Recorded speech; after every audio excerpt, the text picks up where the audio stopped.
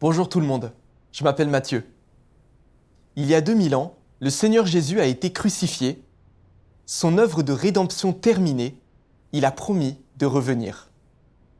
Depuis, tous les croyants attendent la venue de notre Sauveur sur une nuée pour être amenés à lui. Les croyants ont l'espoir d'être enlevés à tout moment, mais voient les désastres se produire et n'ont pas encore accueilli le Seigneur revenant sur une nuée. Beaucoup se sentent très découragés. Ils se demandent sans arrêt si le Seigneur est vraiment revenu et si des croyants ont déjà été enlevés. Mais personne n'a encore rien vu de la sorte. Ce qu'ils voient, ce sont des désastres grandissants, des pandémies de plus en plus graves et plus de gens qui meurent dans les désastres. Même des pasteurs et des anciens. Les gens ont peur ou bien se sentent abandonnés par le Seigneur, craignant de mourir à tout moment dans les catastrophes. Ils ne comprennent pas que le Seigneur ne soit pas revenu les enlever, les désastres ayant commencé. Ils sont surpris de voir que l'éclair oriental témoigne que le Seigneur Jésus est déjà revenu comme Dieu Tout-Puissant incarné, exprime la vérité et fait l'œuvre du jugement dans les derniers jours. Ceux qui veulent la vérité lisent les paroles de Dieu Tout-Puissant, reconnaissent la voix de Dieu et se tournent vers Dieu Tout-Puissant. Ils mangent et boivent les paroles de Dieu Tout-Puissant chaque jour et, soutenus et nourris, assistent au festin des noces de l'agneau. Ils sont ceux qui ont accueilli le Seigneur et ont été enlevés devant le trône de Dieu avant les désastres. Beaucoup de religieux sont troublés et se disent « l'éclair oriental doit se tromper sur le retour du Seigneur et sur leur enlèvement parce que la Bible dit « ensuite nous les vivants, qui seront restés, nous serons tous ensemble enlevés avec eux sur des nuées, à la rencontre du Seigneur dans les airs, et ainsi nous serons toujours avec le Seigneur. » S'il est revenu, pourquoi n'avons-nous pas été enlevés ? N'est-il pas censé enlever les gens dans le ciel ? Les croyants de l'éclair oriental sont bien là, sur terre. Comment seraient-ils enlevés ? Pour eux, cela n'a aucun sens. Alors, que signifie vraiment être enlevé ? Beaucoup ne comprennent pas le vrai sens de l'enlèvement, mais croient que c'est être enlevé dans le ciel et qu'être sur terre, c'est ne pas être enlevé. Ils se trompent énormément. Espérer que le Seigneur revienne et les enlève est tout à fait correct. Le Seigneur Jésus dit aux croyants de l'accueillir. Mais Paul a dit « tous ensemble enlevés avec eux sur des nuées à la rencontre du Seigneur dans les airs ». Est-ce correct ? Le Seigneur Jésus a-t-il dit qu'à son retour, les croyants iraient le rencontrer dans le ciel ? Pas du tout. Est-ce que le Saint-Esprit a témoigné dans ce sens ? Pas du tout. Paul a-t-il pu dire ça au nom du Seigneur Jésus ? Le Seigneur a-t-il reconnu ça ? Non. La façon dont le Seigneur nous enlève est arrangée par Dieu. Le Seigneur Jésus a dit « Pour ce qui est du jour ou de l'heure, personne ne le sait, ni les anges dans le ciel, ni le Fils, mais le Père seul. » Paul n'était qu'un être humain, un apôtre. Savait-il comment le Seigneur enlève les croyants ? Ce que Paul a dit, ce n'était que son imagination. Ça ne représentait pas le Seigneur. Pour accueillir le Seigneur, pas question de se baser sur ça. Il faut suivre les paroles du Seigneur Jésus sur son retour et l'enlèvement dans les derniers jours, parce qu'il est Christ, le Seigneur du royaume. Seules ces paroles sont la vérité et font autorité. Accueillir le Seigneur selon ces paroles ne peut pas être mal. Voyons ce qu'a dit le Seigneur Jésus. Le Seigneur Jésus a dit « Car comme l'éclair part de l'Orient et se montre jusqu'en Occident, ainsi sera l'avènement du Fils de l'homme. C'est pourquoi vous aussi, tenez-vous prêts, car le Fils de l'homme viendra à l'heure où vous n'y penserez pas. Au milieu de la nuit, on cria « Voici l'époux, allez à sa rencontre. Voici, je me tiens à la porte et je frappe. Si quelqu'un entend ma voix et ouvre la porte, j'entrerai chez lui, je souperai avec lui et lui avec moi. Mes brebis entendent ma voix, je les connais et elles me suivent. Que celui qui a des oreilles entende ce que l'Esprit dit aux églises. » On voit que dans ces prophéties, sur son retour, le Seigneur mentionne toujours le Fils de l'homme, l'avènement du Fils de l'homme. Le Fils de l'homme viendra. Si quelqu'un entend ma voix et ouvre la porte, et mes brebis entendent ma voix. Ces annonces clés nous disent que le Seigneur revient dans la chair comme le Fils de l'homme sur terre pour parler, frapper à notre porte. Ceux qui entendent sa voix et ouvrent la porte sont les vierges sages qui l'accueillent et assistent à son festin. Ils sont enlevés devant le Seigneur. Le Seigneur Jésus n'a jamais dit qu'il élèverait les gens dans le ciel. Il a demandé qu'on écoute sa voix pour l'accueillir et venir devant lui assister à son festin. Pour accueillir et voir le Seigneur, il faut entendre la voix de Dieu. Dans ses paroles, sitôt qu'on entend quelqu'un annoncer que l'époux arrive, il faut aller à sa rencontre. Ne pas attendre stupidement d'être enlevé au ciel d'après son imagination. Sinon, on ne pourra pas entendre la voix du Seigneur ni l'accueillir. Le Seigneur revient parmi nous en tant que Fils de l'homme pour nous parler. Donc, si on attend seulement d'être enlevé au ciel, on n'est pas sur le chemin du Seigneur. Donc, croire qu'on sera enlevé pour rencontrer le Seigneur dans le ciel ne tient pas la route. C'est totalement contraire aux paroles de Dieu, ce n'est qu'une notion humaine. Être enlevé, qu'est-ce que c'est donc ? Les paroles de Dieu Tout-Puissant nous l'expliquent. Dieu Tout-Puissant dit « Être enlevé ne signifie pas être transporté d'en bas en haut, comme les gens pourraient l'imaginer. C'est une énorme méconnaissance.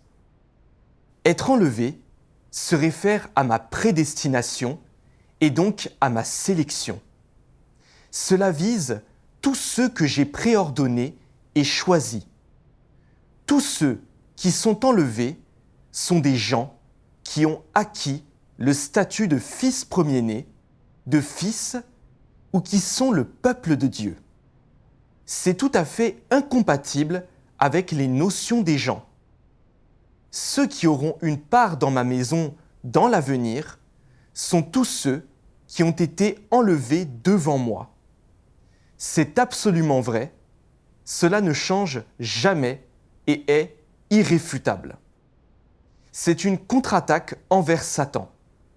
Tous ceux que j'ai prédestinés seront enlevés devant moi. Parce que nous cherchons à suivre les pas de Dieu, il nous appartient de chercher la volonté de Dieu, ses paroles et ses déclarations. Car partout où des paroles nouvelles sont prononcées par Dieu, sa voix se fait entendre. Et là où se trouvent les pas de Dieu, il y a ses actes. Là où il y a expression de Dieu, il y a apparition de Dieu. Et là où Dieu apparaît, la vérité, le chemin et la vie existent. Ainsi, c'est bien plus facile à comprendre, non ? Être enlevé n'est pas ce que l'on croit. Être élevé de bas en haut, depuis la terre jusqu'au ciel. Ce n'est pas si vague ni surnaturel. L'enlèvement, c'est Dieu incarné sur terre comme le Fils de l'homme pour parler et œuvrer. On entend ses déclarations, on y voit la vérité, la voix de Dieu, on se soumet à son œuvre, on l'accepte. on mange et boit ses paroles. Chacun est abreuvé et nourri par lui. Et puis, on reçoit son salut. Voilà ce qu'est être enlevé devant Dieu. Quand le Seigneur Jésus est venu pour la rédemption, tous ceux qui ont vu dans ses paroles la voix de Dieu l'ont accepté et suivi, comme Pierre, Jean et les autres disciples ont tous été enlevés devant Dieu. Dieu Tout-Puissant est venu dans les derniers jours. Il dit des vérités, fait l'œuvre du jugement.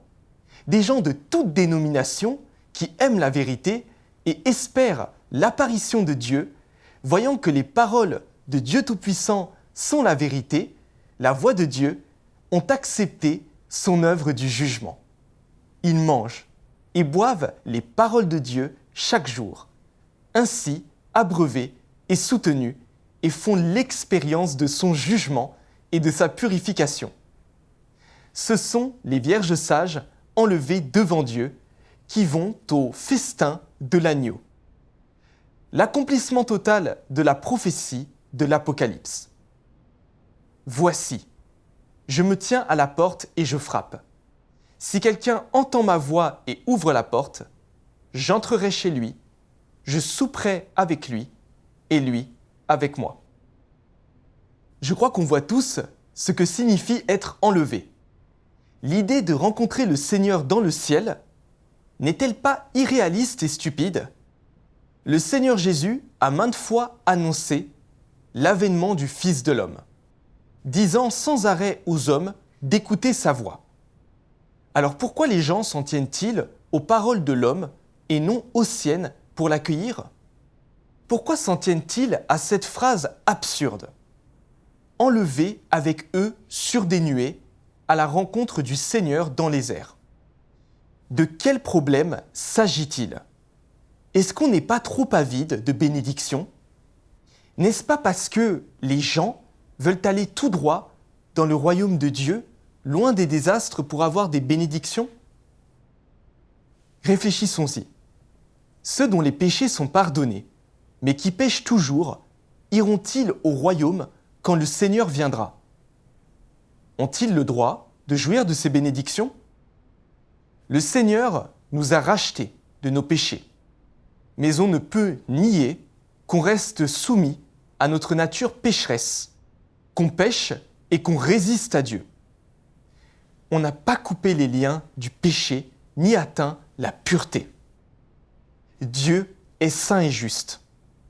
Sans la sanctification, personne ne verra le Seigneur. Alors, des gens souillés et corrompus peuvent-ils entrer dans son royaume ? N'est-ce pas un fantasme humain, une douce illusion ? Dieu Tout-Puissant dit « Tu sais seulement que Jésus descendra dans les derniers jours. Mais comment exactement descendra-t-il ? Un pécheur comme toi, toi qui viens d'être racheté, qui n'a pas été transformé ou perfectionné par Dieu. Peux-tu être selon le cœur de Dieu ? Quant à toi, toi qui es encore ton vieil homme, il est vrai que tu as été sauvé par Jésus et que tu n'es pas compté comme un pécheur grâce au salut de Dieu. Mais cela ne prouve pas que tu n'es pas un pécheur et n'es pas impur. Comment peux-tu être saint si tu n'as pas été transformé ? À l'intérieur, tu es assailli par l'impureté. Tu es égoïste et méchant. Mais tu souhaites toujours descendre avec Jésus. Te croirais-tu si chanceux ? Tu as raté une étape dans ta foi en Dieu. Tu as simplement été racheté, mais n'as pas été transformé. Pour que tu sois selon le cœur de Dieu, Dieu doit personnellement te transformer et te purifier.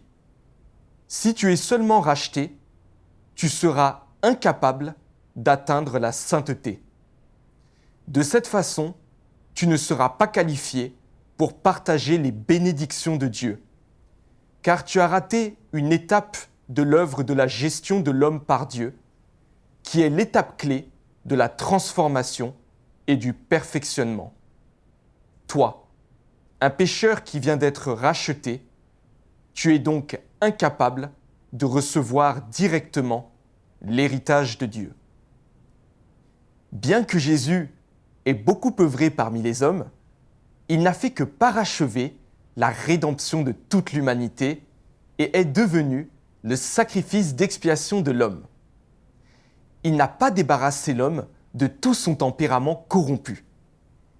Sauver entièrement l'homme de l'influence de Satan n'exigeait pas seulement de Jésus qu'il devienne le sacrifice d'expiation et qu'il porte les péchés de l'homme, mais aussi que Dieu œuvre de façon plus grande encore pour entièrement débarrasser l'homme de son tempérament corrompu par Satan. Et donc, à présent que l'homme a été pardonné pour ses péchés, Dieu est redevenu chair pour conduire l'homme dans la nouvelle ère et a commencé l'œuvre du châtiment et du jugement. Cette œuvre a mené l'homme dans un domaine plus élevé. Tous ceux qui se soumettent à sa domination jouiront d'une vérité supérieure et recevront de bien meilleures bénédictions. Ils vivront véritablement dans la lumière et gagneront la vérité, le chemin et la vie. Le Seigneur Jésus a fait l'œuvre de rédemption juste pour nous racheter et pardonner nos péchés. Notre nature pécheresse perdure. On se rebelle encore contre Dieu, on n'est pas entièrement sauvé. Nos péchés pardonnés par le Seigneur Jésus, cela ne suffit pas. Il reste à accueillir le Seigneur et être enlevé devant lui. Accepter son jugement dans les derniers jours pour être libéré du péché, pleinement sauvés, devenir des gens qui se soumettent à Dieu et le craignent. Alors, on peut entrer dans son royaume. Dieu Tout-Puissant vient dans les derniers jours dire des vérités, faire l'œuvre de jugement sur la base de l'œuvre de rédemption du Seigneur Jésus pour résoudre la nature pécheresse de l'homme et son tempérament corrompu. Qu'on soit libéré du péché, des forces de Satan et sauvé par Dieu. Dieu Tout-Puissant est venu dire tant de vérités. Tout ce qu'il fallait aux humains corrompus pour être purifiés et pleinement sauvés. Il a révélé les mystères du plan de gestion de Dieu, comme le but de Dieu dans sa gestion de l'humanité, comment Satan la corrompt, comment ces 3 étapes d'œuvre nous sauvent, le sens de son œuvre de jugement des derniers jours, les mystères des incarnations et de ses noms, le sort, la destination de chaque sorte de personne et la beauté du royaume. Ces paroles sont très révélatrices et extrêmement convaincantes. Dieu Tout-Puissant juge et expose la racine de nos péchés et de notre résistance à Dieu, notre nature et nos tempéraments sataniques. Il nous montre aussi combien nous sommes vraiment corrompus par Satan, comment échapper à la corruption, être pleinement sauvés. Les élus de Dieu mangent, boivent et jouissent de ses paroles tous les jours. On est jugé, châtié, traité, émondé par ses paroles et l'on vit toutes sortes d'épreuves. On apprend plein de vérités et l'on découvre notre nature satanique. On voit qu'on vit toujours dans la corruption, qu'on se rebelle contre lui et qu'on le répugne. Et que sans se repentir et changer, on sera éliminé et puni par Dieu. On découvre le tempérament juste de Dieu qui ne tolère aucune offense, et on le révère, purifié peu à peu de sa corruption, échappant enfin au lien du péché et portant à Dieu un magnifique témoignage. Dieu a déjà rendu complet un groupe de vainqueurs avant les catastrophes et les désastres arrivent. Tous ceux qui rejettent Dieu Tout-Puissant et lui résistent, et ceux qui appartiennent à Satan, seront détruits dans les désastres. Ceux qui subissent le jugement de Dieu et sont purifiés seront protégés par Dieu dans les désastres, emmenés dans son royaume et auront une belle destination. C'est vraiment ça, être enlevé dans son royaume. Ces vainqueurs que Dieu sauve entièrement et perfectionne sont ceux qui pratiquent ses paroles et font sa volonté sur terre. Ce sont les gens du royaume de Dieu. Ainsi, le royaume de Christ se réalise sur terre, ce qui accomplit cette prophétie du Seigneur Jésus. Notre Père qui es aux cieux, que ton nom soit sanctifié, que ton règne vienne, que ta volonté soit faite sur la terre comme au ciel. Et je vis descendre du ciel d'auprès de Dieu la ville sainte, la nouvelle Jérusalem, préparée comme une épouse qui s'est parée pour son époux. Et j'entendis du trône une forte voix qui disait « Voici le tabernacle de Dieu avec les hommes. Il habitera avec eux, et ils seront son peuple. Et Dieu lui-même sera avec eux. Il essuiera toute larme de leurs yeux, et la mort ne sera plus. Et il n'y aura plus ni deuil, ni cri, ni douleur, car les premières choses ont disparu. Le royaume du monde est remis à notre Seigneur et à son Christ, et il régnera au siècle des siècles. » Comme dit Dieu Tout-Puissant, une fois l'œuvre de conquête achevée, l'homme sera conduit dans un monde merveilleux. Cette vie, bien sûr, sera toujours sur la terre, mais elle sera totalement différente de la vie de l'homme d'aujourd'hui. C'est la vie que l'humanité aura après que toute l'humanité aura été conquise. Ce sera un nouveau départ pour l'homme sur terre. Et l'humanité ayant une telle vie sera la preuve que l'humanité est entrée dans un nouveau et beau royaume. Ce sera le début de la vie de l'homme et de Dieu sur la terre. Les prémices d'une si belle vie supposent qu'après que l'homme a été purifié et conquis, il reste soumis au Créateur, et ainsi l'œuvre de conquête est la dernière étape de l'œuvre de Dieu avant que l'humanité n'entre dans la merveilleuse destination. Une telle vie est la vie future de l'homme sur la terre, la plus belle vie sur la terre, le genre de vie auquel l'homme aspire, le genre que l'homme n'a jamais réalisé de toute l'histoire du monde. C'est le résultat final des 6000 ans d'œuvres de gestion, c'est ce à quoi l'humanité aspire le plus, et c'est aussi la promesse de Dieu à l'homme. Quand les humains auront été restaurés à leur ressemblance originelle, quand ils pourront accomplir leurs tâches respectives, garder leur propre place appropriée et se soumettre à tous les arrangements de Dieu, Dieu se sera acquis sur la terre un groupe de gens qui l'adorent, et il aura également établi sur la terre un royaume qui l'adore. Il aura la victoire éternelle sur la terre, et tous ceux qui s'opposeront à lui périront pour toute l'éternité. Cela restaurera son dessein originel pour la création de l'humanité. Cela restaurera son dessein pour la création de toutes choses, et cela restaurera également son autorité sur la terre, parmi toutes choses et parmi ses ennemis. Voici les signes de sa victoire totale. Désormais, l'humanité entrera dans le repos et commencera une vie sur la bonne voie. Dieu aussi entrera dans le repos éternel avec l'humanité et commencera une vie éternelle partagée par lui-même et les humains. La souillure et la désobéissance sur la terre auront disparu. Toutes les lamentations se seront dissipées et tout ce qui en ce monde s'oppose à Dieu aura cessé d'exister. Seul Dieu et ceux auxquels il a procuré le salut resteront. Sa création seule restera.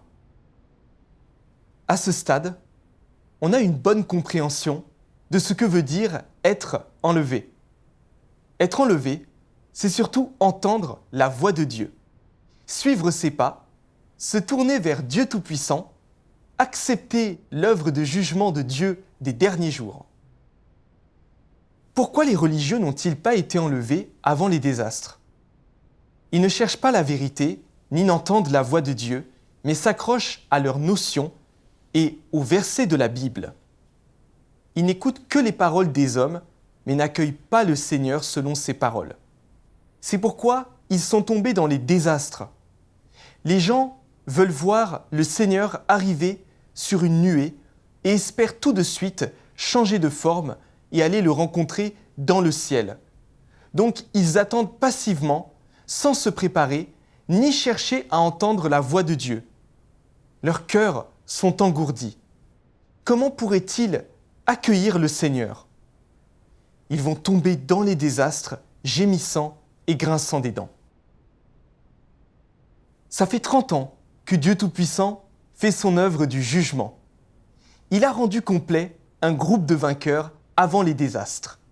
Et maintenant, les désastres arrivent.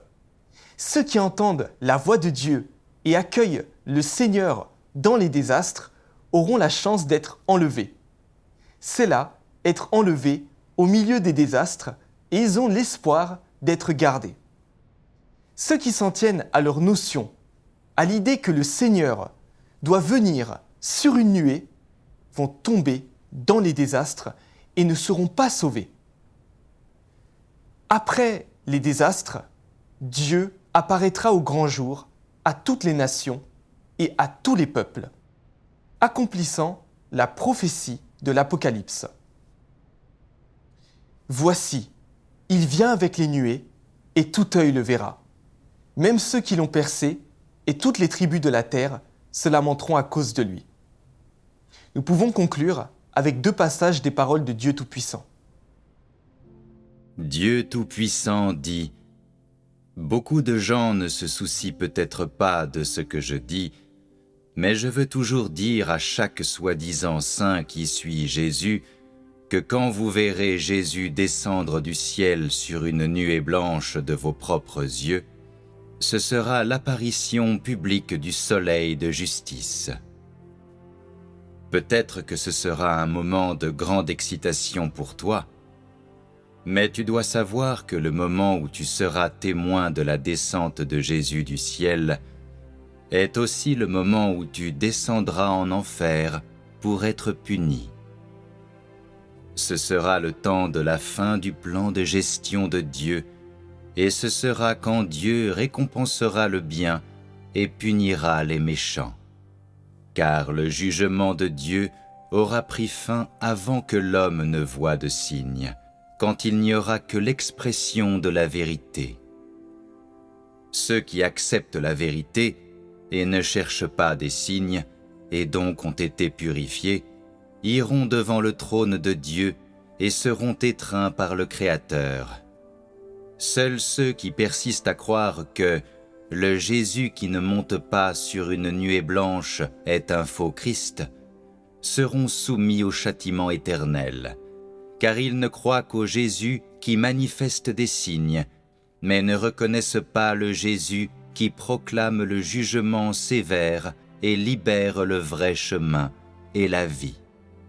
Et donc, il est certain que Jésus s'occupera d'eux quand il reviendra ouvertement sur une nuée blanche. Ils sont trop têtus, trop confiants en eux-mêmes, trop arrogants. Comment ces dégénérés pourraient-ils être récompensés par Jésus? Le retour de Jésus est un grand salut pour ceux qui sont capables d'accepter la vérité, mais un signe de condamnation pour ceux qui sont incapables d'accepter la vérité. Vous devriez choisir votre propre chemin et ne devriez pas blasphémer contre le Saint-Esprit et rejeter la vérité.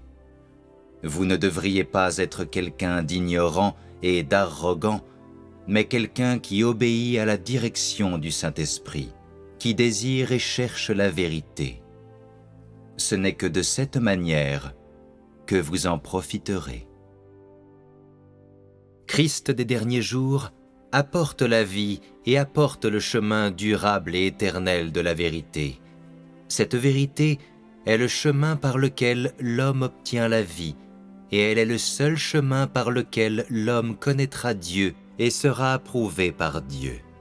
Si tu ne cherches pas le chemin de la vie offert par Christ des derniers jours, alors tu n'obtiendras jamais l'approbation de Jésus et ne seras jamais qualifié pour franchir les portes du royaume des cieux, car tu es à la fois une marionnette et un prisonnier de l'histoire.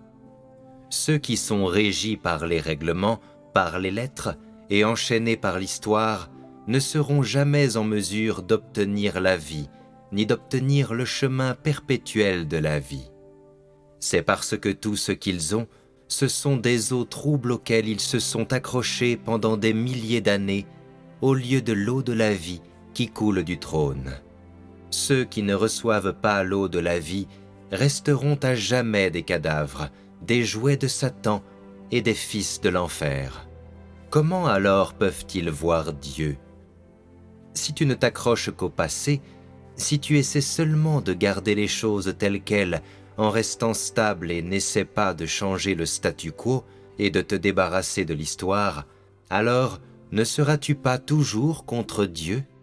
Les étapes de l'œuvre de Dieu sont vastes et puissantes, comme des vagues déferlantes et des grondements de tonnerre. Pourtant, tu restes assis passivement à attendre la destruction, t'accrochant à ta sottise et ne faisant rien. De cette façon, comment peux-tu être considéré comme quelqu'un qui suit les pas de l'agneau? Comment peux-tu justifier que le Dieu auquel tu tiens est un Dieu qui est toujours nouveau et jamais vieux? Et comment les mots de tes livres jaunis peuvent-ils te transporter dans une nouvelle ère? Comment peuvent-ils te conduire à chercher les étapes de l'œuvre de Dieu? Et comment peuvent-ils t'emmener au ciel? Ce que tu tiens entre tes mains, ce ne sont que des lettres qui ne peuvent fournir qu'une consolation temporaire et non pas des vérités qui sont capables de donner la vie.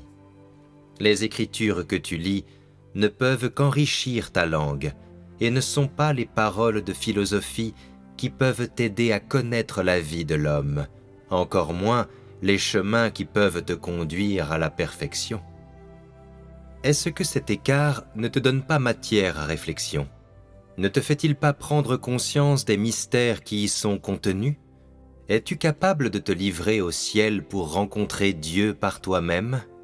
Sans la venue de Dieu, peux-tu aller toi-même au ciel pour jouir du bonheur familial avec Dieu? Es-tu toujours en train de rêver? Je suggère donc que tu arrêtes de rêver et que tu regardes celui qui œuvre maintenant. Regarde pour voir celui qui réalise maintenant l'œuvre consistant à sauver l'homme durant les derniers jours. Si tu ne le fais pas, tu n'obtiendras jamais la vérité et n'obtiendras jamais la vie. C'est tout ce que nous avons pour aujourd'hui. Si vous voulez en savoir plus sur la vérité de l'apparition de Dieu et son œuvre des derniers jours, ou si vous avez des questions, nous vous invitons à nous laisser un commentaire ci-dessous. À la prochaine fois.